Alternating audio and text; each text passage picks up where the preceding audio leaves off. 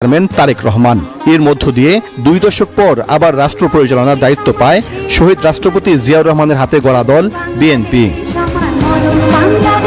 বিপর্যস্ত অর্থনীতি, উচ্চ মূল্যস্ফীতি, বেকারত্ব, অস্থির আইনশৃঙ্খলা পরিস্থিতি থেকে উত্তরণ আর গণতান্ত্রিক প্রতিষ্ঠানগুলোতে সংস্কারের চ্যালেঞ্জ নিয়ে শুরু হয় পথ চলা। এই দেশটা আমাদের সকলের দেশ।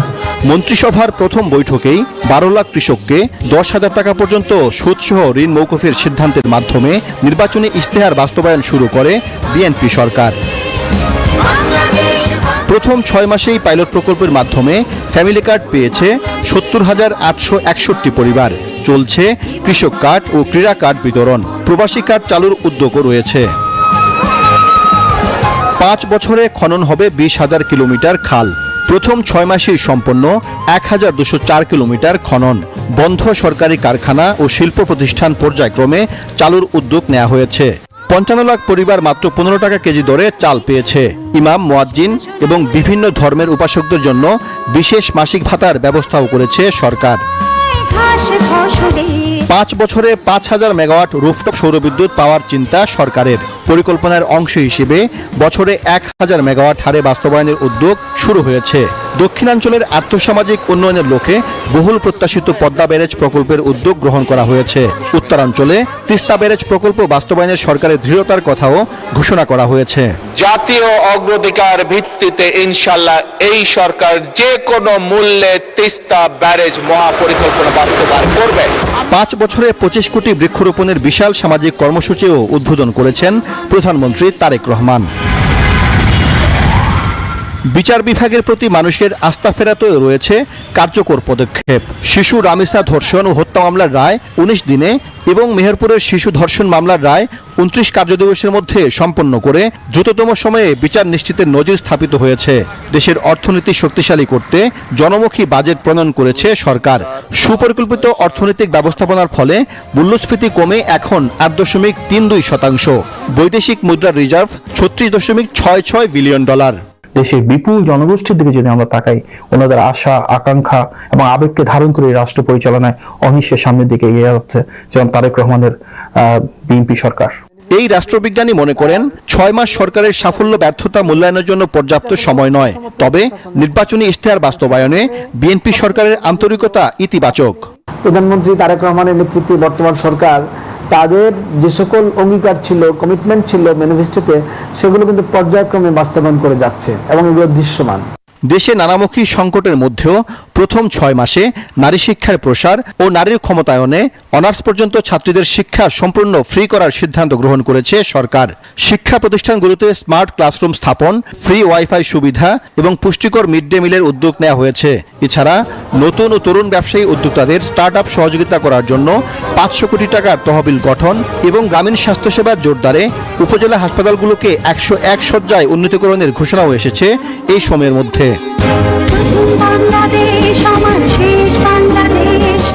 সাইফুল ইসলাম, নিউজ 24, ঢাকা। বিজলি কেবলস যে কোনো স্থাপনার বৈদ্যুতিক সংযোগকে রাখে নিরাপদ। এর স্কিন কোটেড ইনসুলেশন সম্পূর্ণ ফায়ার রিটার্ডেন্ট, তাই বিজলি কেবলস নিজেই নিজেকে নেভায়। বিজলি কেবলস, নিরাপদ আজীবন। দর্শক, কিশোরগঞ্জ সফরে যাচ্ছেন প্রধানমন্ত্রী তারেক রহমান। এই বিষয়ে আমরা আরো জানব। কিশোরগঞ্জ থেকে যুক্ত হবে সহকর্মী সাইফুল ইসলাম। সাইফুল, জানাবেন, একটা জনসমাগম দেখতে পাচ্ছি আপনার পিছে। আপনি জানাবেন আজ প্রধানমন্ত্রীর কি কি কর্মসূচি রয়েছে সারাদিনে এবং কি বলছেন সেখানকার উৎসাহী জনতা।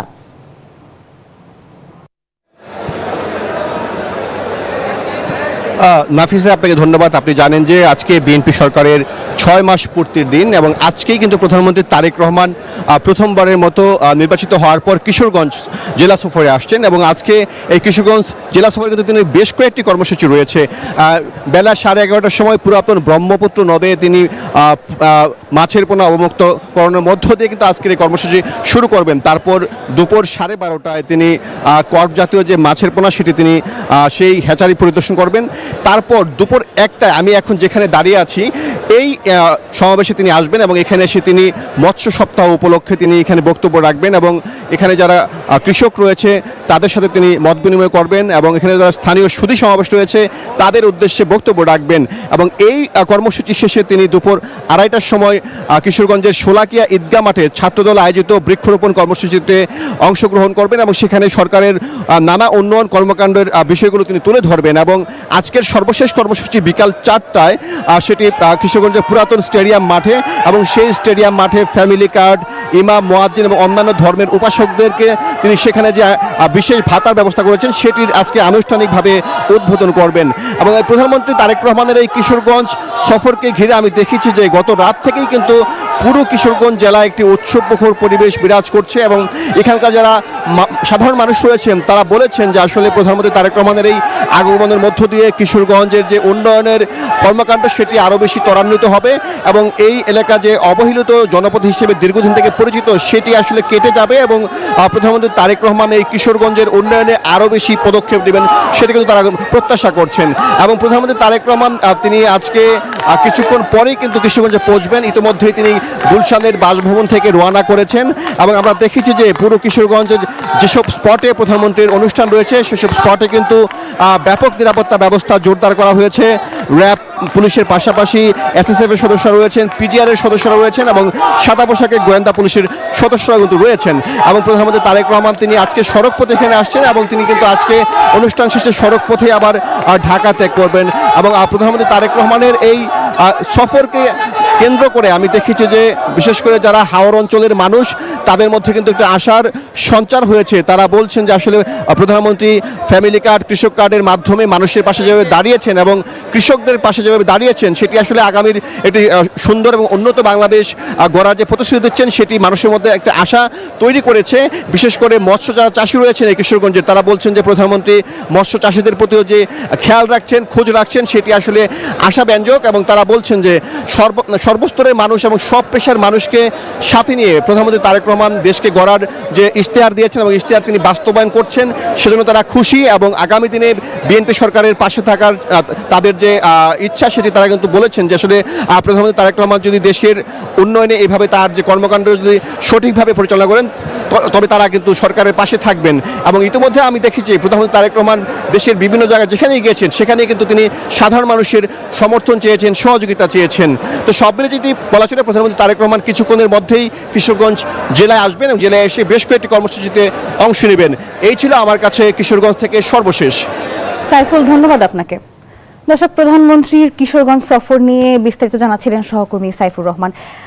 একটু জানিয়ে দিতে চাই আজ যে আমরা যে কারণে আসলে এই বিশেষ আয়োজন রেখেছি সেটি হচ্ছে বিএনপি সরকারের 180 দিন। কাগজে কলমে আসলে 6 মাস খুব বেশি দীর্ঘ না হলেও সরকারের দিক নির্দেশনা বা পথ চলা ঠিক কতটা মসৃণ তা কিন্তু একেবারেই এই 6 মাসের গতিপথ দেখে আমরা একটা বলতে গেলে একটা রেখা পেতে পারি যে সরকার আসলে ঠিক কতটা দায়িত্বশীলের মতো আচরণ করছে এবং তার চেয়ে বড় কথা জনগণের জন্য সরকার আসলে কি করছে। দর্শক, একটু আমরা দেখে নেব সরকারের এই 6 মাসের কার্যক্রমে আসলে কোন কোন বিষয়গুলো প্রাধান্য পেয়েছে।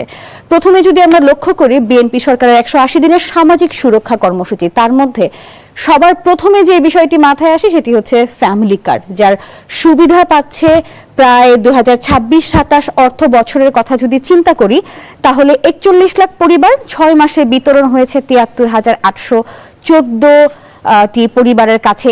সুবিধা বলতে সরকারের ফ্যামিলি কার্ডের মধ্যে এইটুকুই। আমরা যদি একটু পরবর্তী স্লাইডে যাই যেখানে রয়েছে সোশ্যাল সেফটি কার্ড 2, যেখানে সামাজিক সুরক্ষা কর্মসূচির মধ্যে আরও একটি গুরুত্বপূর্ণ বিষয় সেটি হচ্ছে কৃষক কার্ড, যার সুবিধা বলতে গেলে 2026-27 অর্থ বছরের লক্ষ্যমাত্রায় 43 লাখ কৃষক রয়েছেন।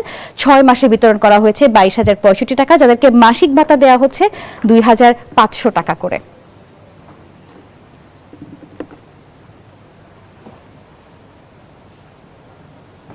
কৃষক কার্ড, ফ্যামিলি কার্ড সরকারের নির্বাচনী ইশতেহারে সবার প্রথমে কিন্তু স্থান পেয়েছিল এবং আমরা দেখতে পেয়েছি সরকারের 6 মাসেই সরকার কিন্তু তার কথা রেখেছে।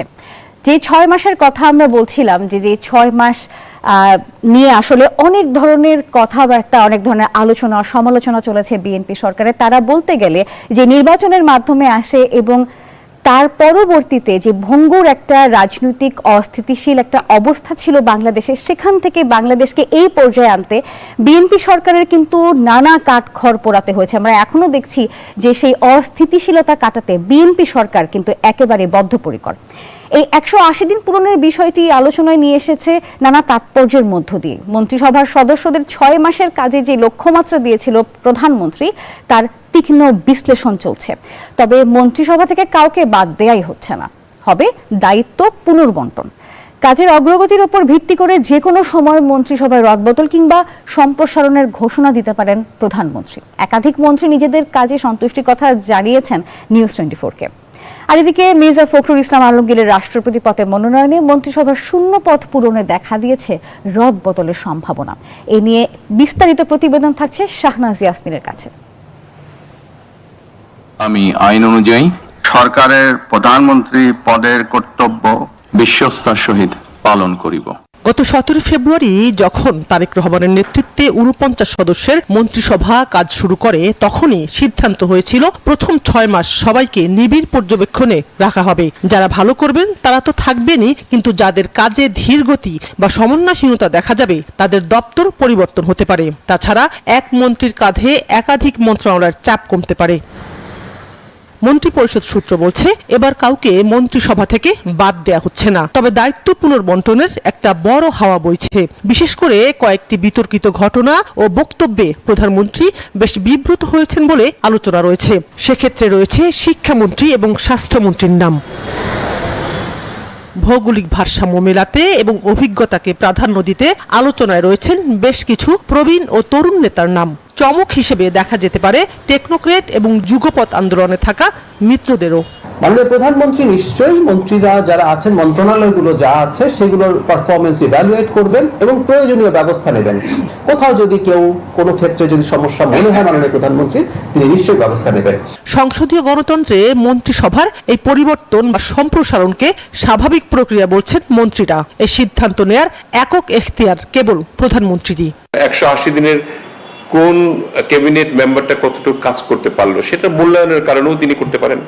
তিনি হয়তো জাজ করছেন, কারণ তিনি তো একটা বাংলাদেশ দেখতে চান, তার টিমকে নিয়ে এমন ভাবে গড়তে চান যে পূর্বের ন্যায় যাতে মানুষ আর সাফার না করে।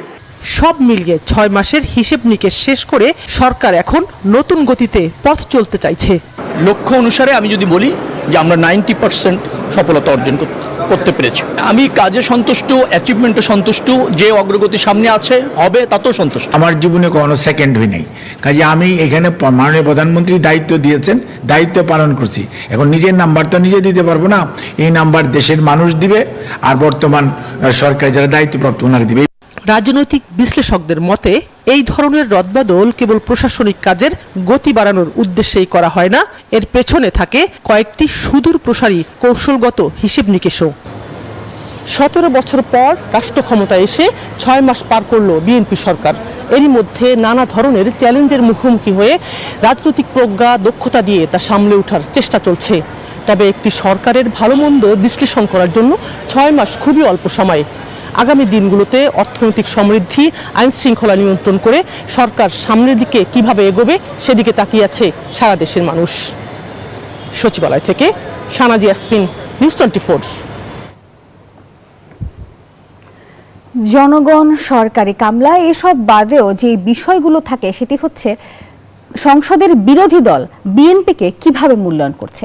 এই 6 মাস কিন্তু খুবই হতাশাব্যঞ্জক ছিল, এমনভাবেই মূল্যায়ন করেছে বিরোধী দল। জামাত মনে করছে অর্থনীতি, রাজনীতি এবং আইন শৃঙ্খলা পরিস্থিতি মোকাবেলায় সরকার চরম ব্যর্থতার পরিচয় দিয়েছে। অন্যদিকে এনসিপি বলছে গ্যাস, বিদ্যুৎ, জ্বালানি সহ জনগণের কোনো চাহিদাই সরকার পূরণ করতে পারছে না। তবে বিএনপির যুগপৎ আন্দোলনের শরিক দল বিপ্লবী ওয়ার্কার্স পার্টি বলছে সরকারের কাজের মূল্যায়নের সময় এখনো আসেনি। এ নিয়ে বিস্তারিত থাকছে তাওহিদুল ইসলামের প্রতিবেদনে। ফ্যাসিবাদী কায়দায় আমাদের লং মার্চে যেন কোনো বাধা দেওয়া না হয়। সরকারের 6 মাসেই বিরোধী জোটে অসন্তোষ তীব্র। তারা সংসদের পাশাপাশি নানা দাবি নিয়ে রাজপথেও সরব। দাবি আদায়ে অব্যাহত আন্দোলনের ঘোষণাও দিয়েছে জামায়াত, এনসিপি সহ 11 দলীয় ঐক্য।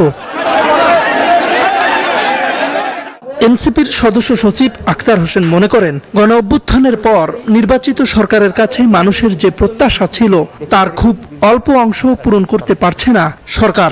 জ্বালানি সহ সব খাতে জনপ্রত্যাশা পূরণে সরকার ব্যর্থ বলেও মন্তব্য করেন তিনি। এই যে 6 মাসের সময়কাল, এই 6 মাসের সময়কালে নাগরিকের যে প্রত্যাশা ছিল গণ অভ্যুত্থানের পরে আমরা যেরকম একটা উচ্চাশা রেখেছিলাম একটা নির্বাচিত সরকারের কাছে, সেই প্রত্যাশার জায়গাটা পূরণ করতে তার একেবারেই ব্যর্থ হচ্ছে এবং কোনোভাবেই তার ধারে কাছেও তারা পৌঁছাতে পারছে না।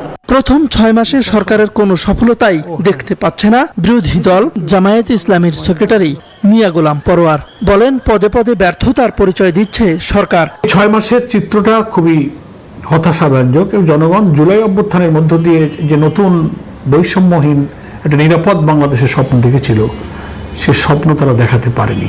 জনগণের কাছে দেওয়া প্রতিশ্রুতি, জনগণ তাদের প্রতি যে আস্থা রেখেছিল, যে বিশ্বাস করেছিল, সে বিশ্বাসটা যেভাবে ভঙ্গ করেছে, কি বলবেন। তবে বিপ্লবী ওয়ার্কার্স পার্টির সাধারণ সম্পাদক সাইফুল হক মনে করেন, প্রতিশ্রুতি বাস্তবায়নে কাজ করছে সরকার। দেশের নানা সংকট কাটাতেও নানা উদ্যোগ নেওয়া হচ্ছে, তবে এখনো পুরোপুরি সংকট কাটিয়ে উঠতে পারেনি সরকার। আমার মনে হয় যে 6 মাস সরকারের তো একটা পূর্ণাঙ্গ মূল্যায়নের জন্য নিশ্চয়ই আপনি একমত হবেন, এটা যথেষ্ট সময় নয়। সরকার যে সত্যি সত্যি একটা পরিবর্তন চায়, পুরনো জমানা থেকে বেরিয়ে এসে একটা উদারনৈতিক, একটা কল্যাণধর্মী, যেখানে মানুষের জন্য তারা কাজ করবেন আর পুরনো জঞ্জালগুলো সরিয়ে সেদিক থেকে একটা আশাবাদের জায়গাটা কিছুটা তৈরি করবার একটা নিয়ত একটা প্রচেষ্টা তাদের আছে। গঠনমূলক সমালোচনার মাধ্যমে সরকারের দেশ গঠনের কাজ এগিয়ে নিতে সবাইকে সহযোগিতা করার আহ্বানও জানান তিনি। তারা অনেকগুলো উদ্যোগ, অনেকগুলো প্রকল্প তারা হাজির করেছেন। তাওহিদুল ইসলাম, নিউজ 24, ঢাকা। বাস্তবায়ন বা তার কার্যকরী। দেড় যুগ ধরে ভালোবাসার নিড়ে নিশ্চিত করছি বিশুদ্ধ ও সঠিক মাত্রায় আয়োডিনযুক্ত লবণ। ACI পিওর সল্ট মেধা বিকাশে সাহায্য করে। দর্শক, নিউজ 24 সংবাদে সময় হলো একটি বিরতি। ফিরছি আরো আয়োজন নিয়ে, আমাদের সঙ্গেই থাকুন।